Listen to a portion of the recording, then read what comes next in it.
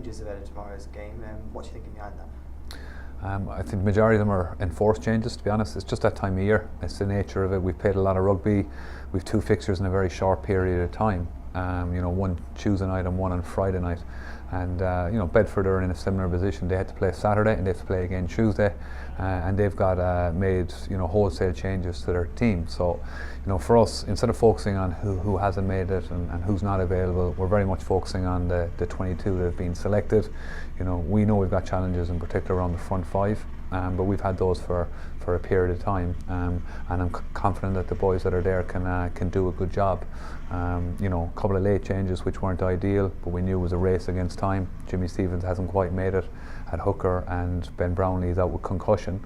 So Jake, who's had a fantastic season for the university, Jake Farnsworth, will step up and hopefully produce a display similar to what he did in the first game of the season when he played against Rotherham.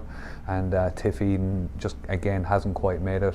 They may make it for Friday, but it means Garrod steps into 10 again, which he did against Richmond, and Villy starts at 12.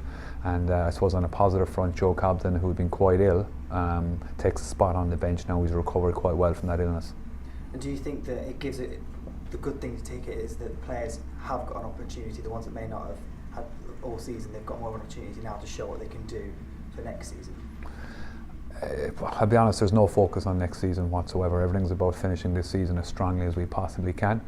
It's been a squad effort all year, so we look at it more like, I suppose, along those lines.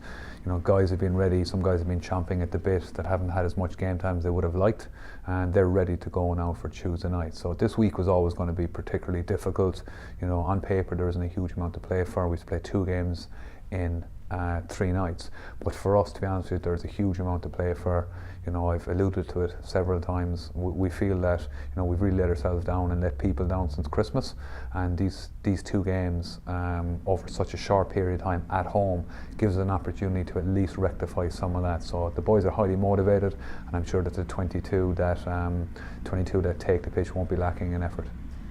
Obviously got Ben Hooper and Jack and Spittle coming into this side. Is that forced through injury, or is that because of you're giving them just rotations?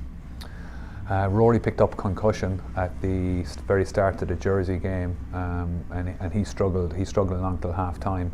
But Ben is very experienced. Ben, to be honest, was rested against Jersey anyway, so he'll come in very, very fresh. And he's been very frustrated with injury throughout the second half of this season. He finishes up at the end of the year, so it's a great opportunity for him to finish on a high, and he'll be highly motivated by that. In terms of Jack Spittle, as I said, Joe Cobden was sick all week.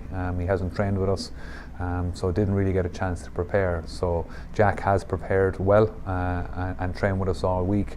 So we feel that he almost made the Jersey game, just came up a little bit short. So we feel it's the right time to give him a start, and then delighted to have Joe to come off the bench, who obviously covers midfield and covers the back 3.